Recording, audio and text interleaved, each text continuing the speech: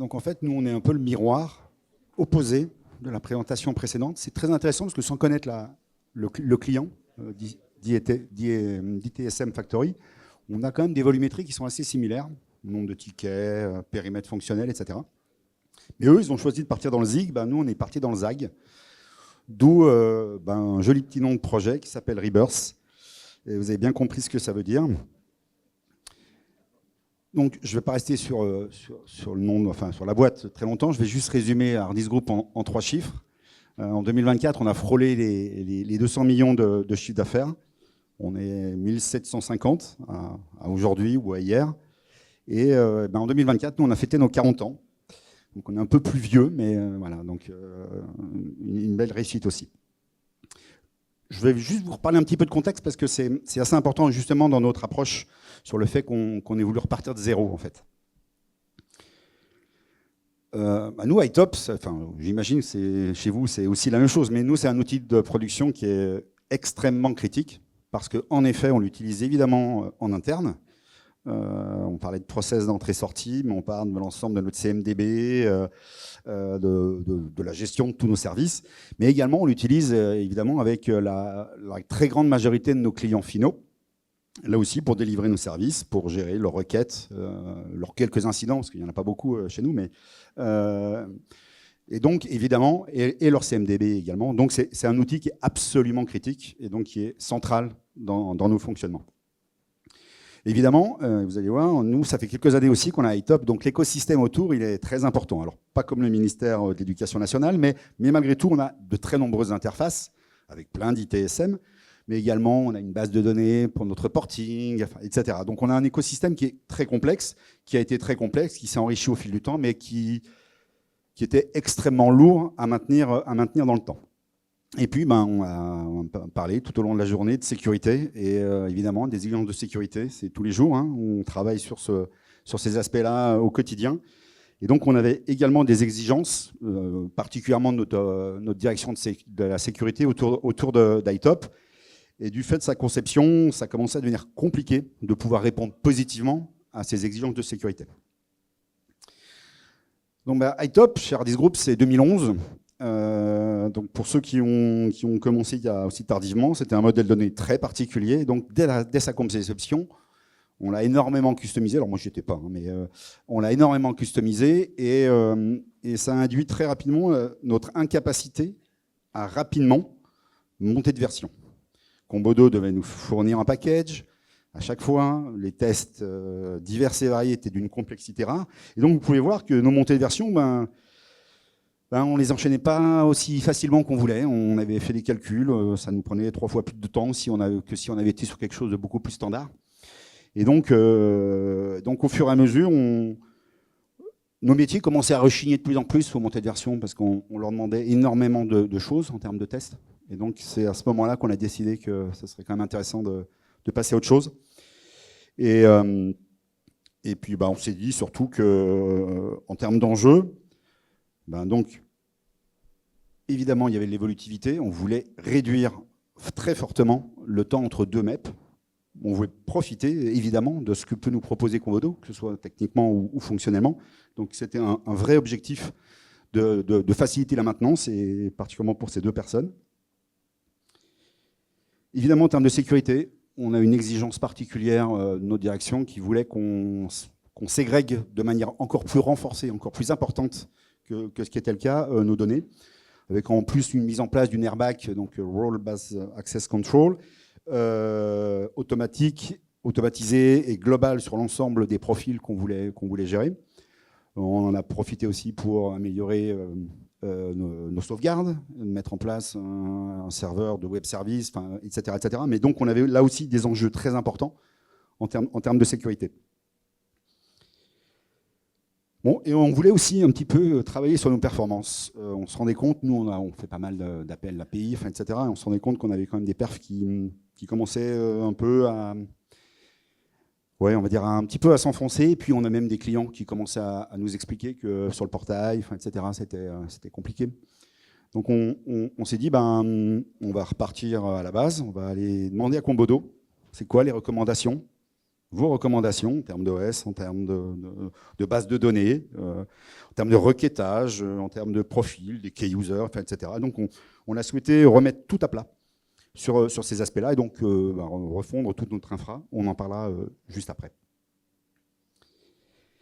Et puis, ça c'est le serpent de mer que vous connaissez tous et toutes. On évidemment couvrir nos besoins, mais on voulait rester dans le standard. Ça, on parlait d'ERP tout à l'heure, donc voilà, on va tous rester dans le standard, hors designer évidemment. Et donc ça a été le maître mot. C'est-à-dire que quand on a revu tous nos métiers, on a refait tous les ateliers, on leur a dit standard, standard, standard. Bon, tout n'est pas standard, mais on s'en est plutôt pas mal sorti. Et donc c'est aussi pour ça en fait, c'est par rapport à tous ces enjeux en fait qu'on a souhaité dire 14 ans d'ITOP, et donc on a pris à peu près l'opposé. On s'est dit qu'il y avait beaucoup de choses qui avaient changé dans la boîte. On a triplé le nombre de personnes, les processus ont évolué, nos activités ont évolué. On a des données qui n'ont plus aucune raison d'être là. Donc profitons-en pour faire du nettoyage. Maintenant qu'on a parlé des objectifs et des enjeux, moi je vais revenir un peu plus sur l'approche méthodologique qu'on a eue. Donc premièrement, on a identifié deux parties. La première partie, c'est sur l'infrastructure, où il fallait qu'on définisse une nouvelle architecture.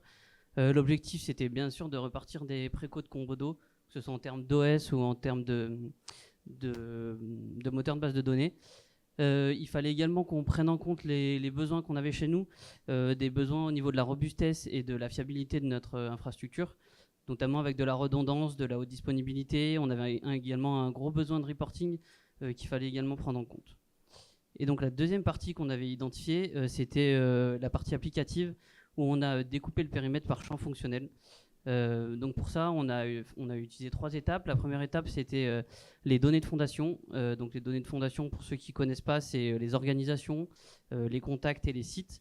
Et sans ces données-là, on ne peut pas continuer le reste, parce que notamment les organisations, c'est un peu la base de tout dans ITOP, notamment des organisations permises pour la ségrégation de données. Ensuite, on a déroulé les différents processus métiers qu'on a chez nous, que ce soit au niveau de la gestion des incidents, des demandes, des changements, des problèmes, de la CMDB. Enfin, je ne les ai pas tous listés, mais voilà, vous avez compris. Et le dernier point, c'était la gestion des droits. Donc la gestion des droits, on l'a fait forcément en dernier, parce que on ne peut pas mettre une gestion des droits sur des choses qu'on n'a pas définies, qu'on définisse le reste. Donc voilà, on a fait la gestion des droits en dernier. Donc comment on a fait pour ça? On a chaque sujet, on les a repris en partant de la feuille blanche. Je vous donnerai un petit exemple tout à l'heure. Et pour ça, on a fait en 3 étapes. La première, c'était c'était de redéfinir le processus à partir des besoins des entités. On faisait des ateliers réguliers avec les key users métiers, où on récoltait les besoins, on récoltait de tout ce qu'ils avaient projeté. Ne marche pas très bien le micro. Derrière, on essayait de s'appuyer systématiquement sur le fonctionnement standard. Donc, on faisait des présentations au métier de comment ça fonctionnait en standard et de comment on allait arriver à imbriquer tout ça ensemble. Et puis, dernière étape, une fois qu'on avait défini tout ça, on faisait valider si nécessaire à Dimitri, le consultant, tout ce qu'on avait imaginé. Donc, on lui présentait l'avancée du projet, on lui présentait l'avancée des sujets et il nous donnait sa vision sur ce qu'on avait fait, si on partait dans la bonne direction ou pas. Donc je vais vous donner, c'est l'exemple le plus parlant chez nous, c'est le workflow des incidents et des demandes. Chez nous, c'est le plus critique, c'est un peu la base de notre support, les incidents et les demandes. Et puis également, ça a été le plus complexe à traiter, vous allez comprendre pourquoi tout de suite. Donc voici le workflow qu'on avait chez nous. Mais ça marchait, hein. Mais oui, effectivement, ça fonctionnait. Le problème, c'est que c'était difficilement maintenable.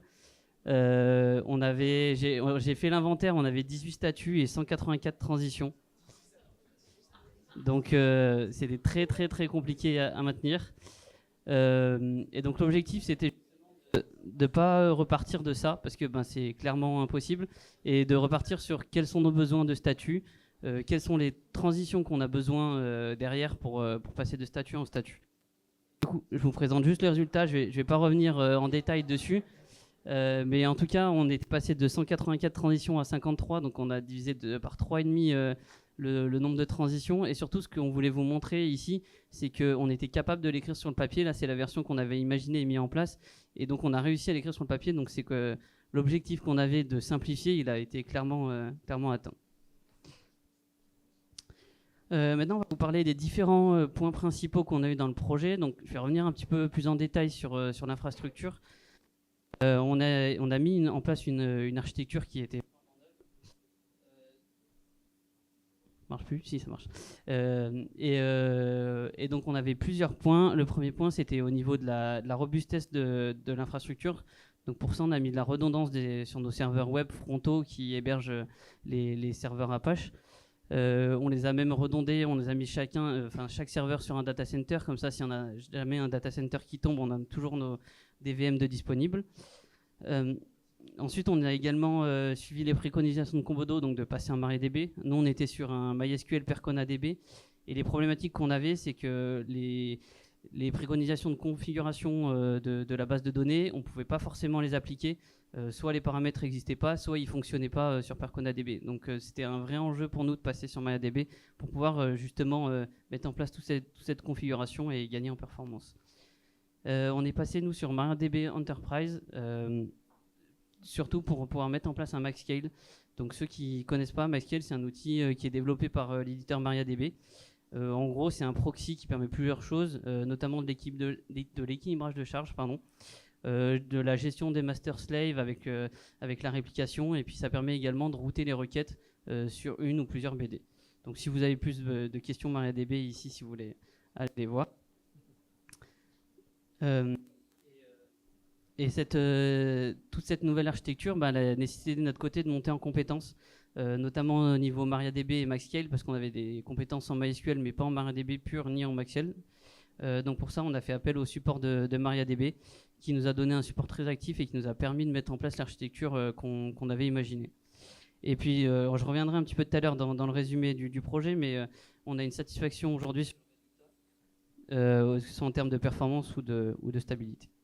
Je vais laisser Valentin prendre la suite. Du coup, je vais vous parler maintenant de la reprise de données qui était assez conséquente pour nous. Et du coup, quand on a commencé à y réfléchir, on a 3 points importants sur lesquels on s'est attardé. Le premier, c'était de savoir qu'est-ce qu'on allait reprendre, parce qu'il faut savoir qu'anciennement, ETOP, c'était 1 250 000 tickets, 75 000 CI et 35 000 contacts.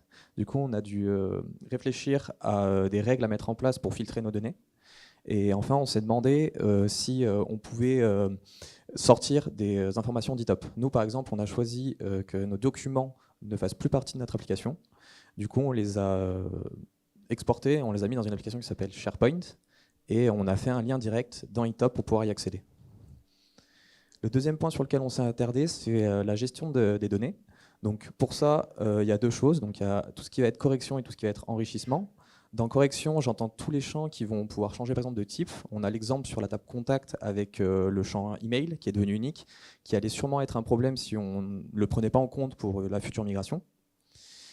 Et dans l'enregistrement, je parle de tout ce qui va être plutôt des champs qu'on va vouloir ajouter à nos tables pour pouvoir répondre à nos besoins. Enfin, on s'est attardé sur la partie où on parle de garantir une bonne reprise, donc la cohérence et faire en sorte qu'elle soit complète, notre reprise. Donc pour ça, on a mis un système de logique en place et on a fait un script qui nous a permis d'automatiser la reprise de données. Et une fois que ça c'était bon, on a commencé à faire des reprises. Donc on a fait 5 reprises à blanc, une première à la main non complète, une deuxième à la main complète, et ensuite, une fois qu'on avait notre logique qui était prête et notre script qui était prêt du coup, on a fait 3 reprises à blanc via notre script en automatique. Ce tableau vous présente la volumétrie des données qu'on a du coup intégrées dans notre nouvel ETOP. Donc on peut voir que par rapport aux anciennes données qu'on avait dans ETOP, ça a bien diminué. Donc si on prend l'ensemble par exemple des tickets, on est passé pour à peu près 10 000 tickets par rapport à ce qu'on avait avant qui était à plus d'1 million. Les CI on est descendu aussi et les contacts aussi. Alors, je vais vous parler maintenant de la partie script qu'on a développé, qui nous a permis de reprendre les données. Donc, tout d'abord, il faut savoir que le script, on l'a développé en Python. Ce script, il avait énormément de configurations qui correspondaient à toutes les tables, on va appeler ça aussi les classes si vous préférez, qu'on peut retrouver dans ETOP, donc toutes les classes qu'on souhaitait récupérer. Dans ces configurations, on trouvait des éléments précis qui faisaient la corrélation entre notre ancienne table dans ETOP et notre nouvelle table. On avait d'autres informations qui étaient comme la requête SQL qui permettait de filtrer nos données, qui allait taper dans l'ancienne ETOP. Et ensuite, on avait des champs de réconciliation et tous les champs qu'on souhaitait récupérer avec le type, l'ancien nom et le nouveau nom. Donc, pour vous expliquer rapidement le fonctionnement, c'est très simple. Quand notre script il se lançait, donc, il allait récupérer du coup une configuration. Ensuite, il allait, via la requête qui se trouvait dans notre configuration, on allait récupérer via API nos informations dans notre ETOP 2.7. Et une fois qu'on avait ces informations, on retournait vers notre script. On modifiait les données pour qu'elles soient conformes à notre nouveau schéma de base de données qui est dans ETOP 3.2. Et une fois que c'était fait, on générait un fichier CSV qui allait être transféré directement sur notre ETOP 3.2.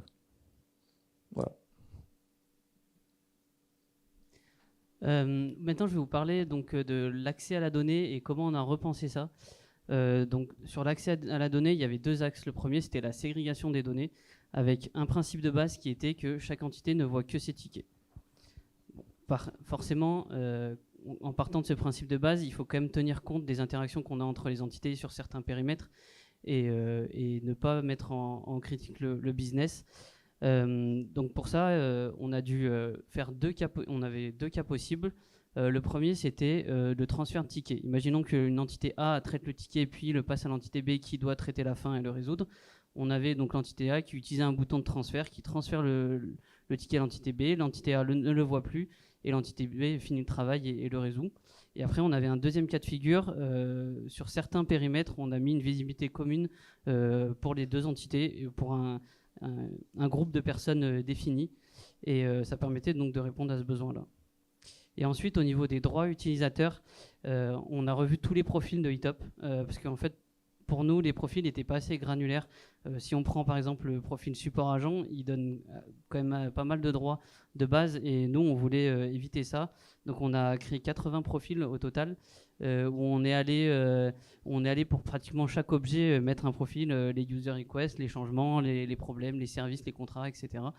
Et pour chaque profil, ils étaient donc doublés. Il y en avait un en lecture et un en lecture-écriture. Et on gagnait également en sécurité sur les API, parce que forcément, les API, elles ont besoin que de certains droits et pas de beaucoup de droits comme le donnaient les profils ETOP basiques. Donc on était clairement gagnant dessus.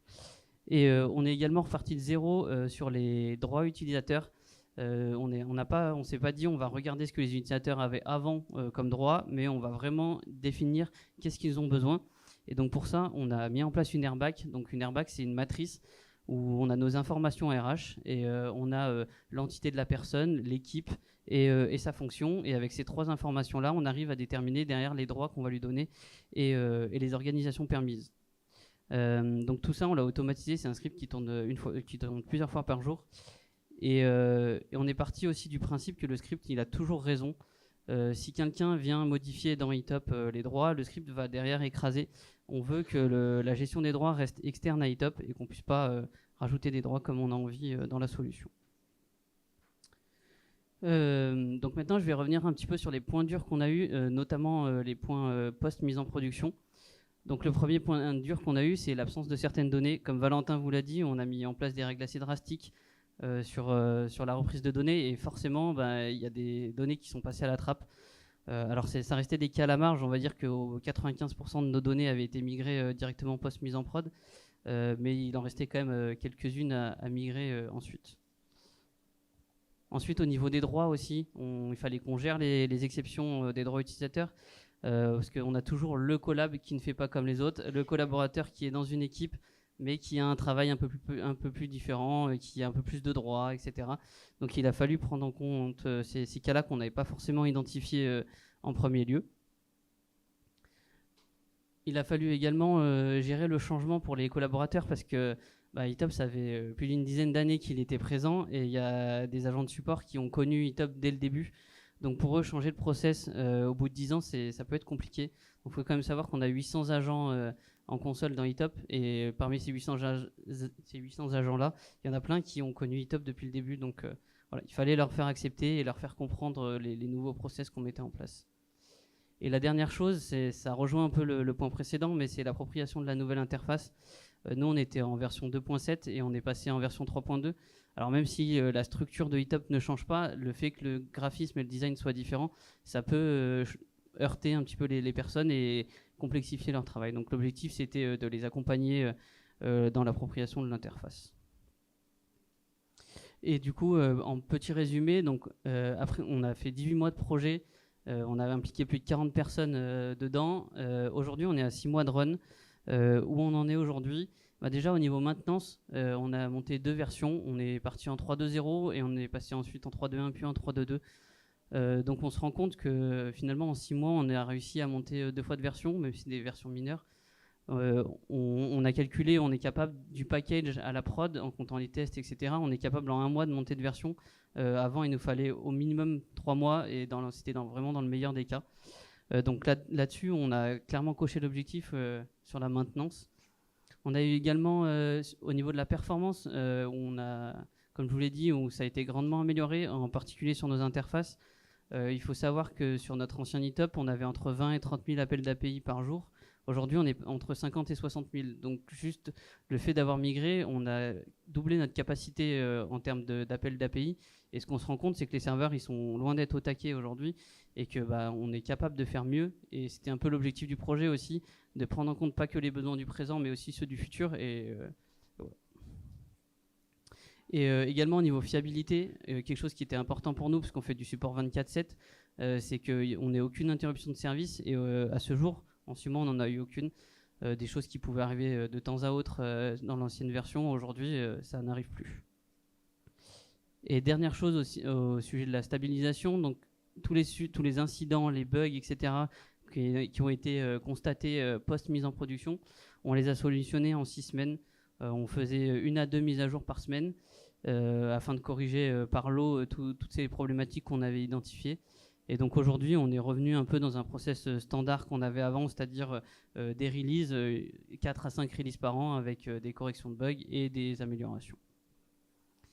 Donc voilà, on a été très heureux de vous présenter notre projet qui a duré comme une partie de l'année dernière. Et je tenais aussi à remercier Dimitri pour son accompagnement tout au long du projet. Voilà, place aux questions.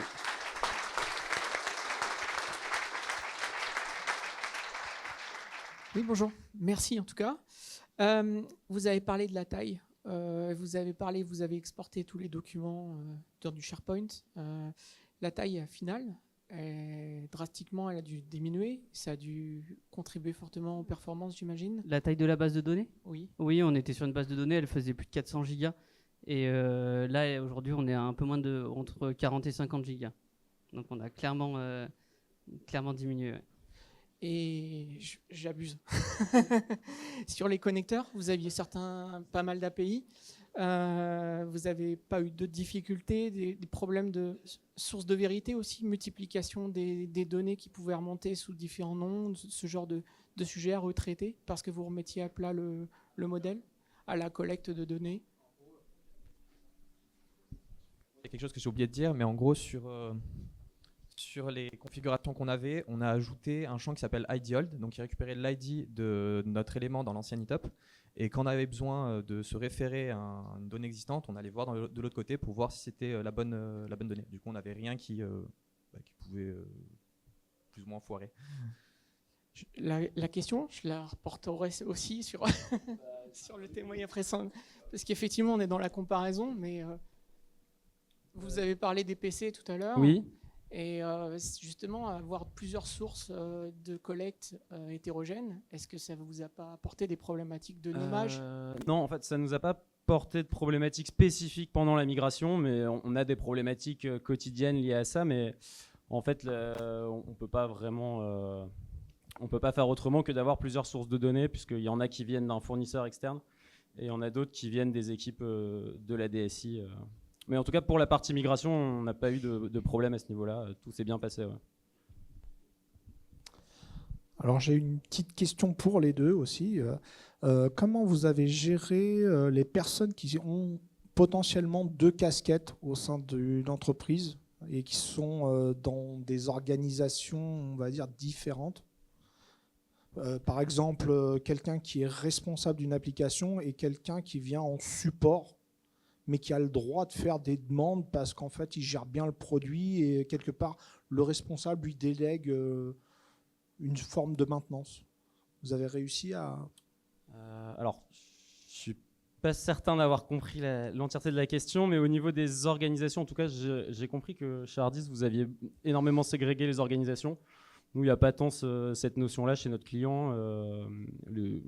En fait, les gestionnaires de parc voient le parc de toutes les organisations, parce qu'ils font partie de la même entreprise, ça ne pose pas de problème là. Mais après, je peux préciser un truc. C'est par exemple quelqu'un qui a un responsable, qui a deux sous-responsables sous ses ordres, deux assistants, et qui, eux, sont eux-mêmes responsables d'organisation. Et du coup, au niveau ITOP, nous, on a géré ça en les mettant dans les organisations. Mais du coup, le responsable, enfin, comment quelqu'un qui est le sous-responsable du responsable peut agir sur l'autre branche quand, par exemple, la personne n'est pas là, quoi. Faire des demandes. Ouais, alors là, il faudra vraiment qu'on prenne des cas très précis pour que je vous montre, mais bon, je pense que la réponse tient dans le fait qu'il n'y a pas de ségrégation des organisations. On utilise très très peu, même pas du tout, les organisations permises.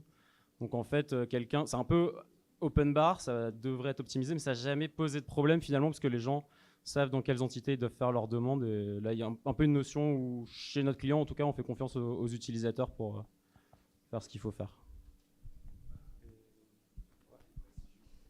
Nous, de notre côté, donc comme je vous l'ai dit, on a mis en place une matrice avec les droits, et en fait, on arrive à identifier les personnes précisément, notamment grâce à la fonction. Là, quand on parlait de responsable, en fait, finalement, c'est ça. Et derrière, en fonction de tous ces critères, on a les organisations permises qui sont voulues. Donc, voilà, comme c'était géré.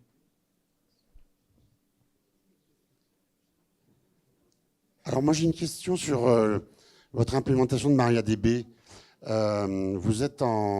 Votre cluster, il est multimaster. Comment ça En fait, ce qui se passe, c'est qu'on a un master qui est en écriture et ensuite on a 2 slaves en lecture.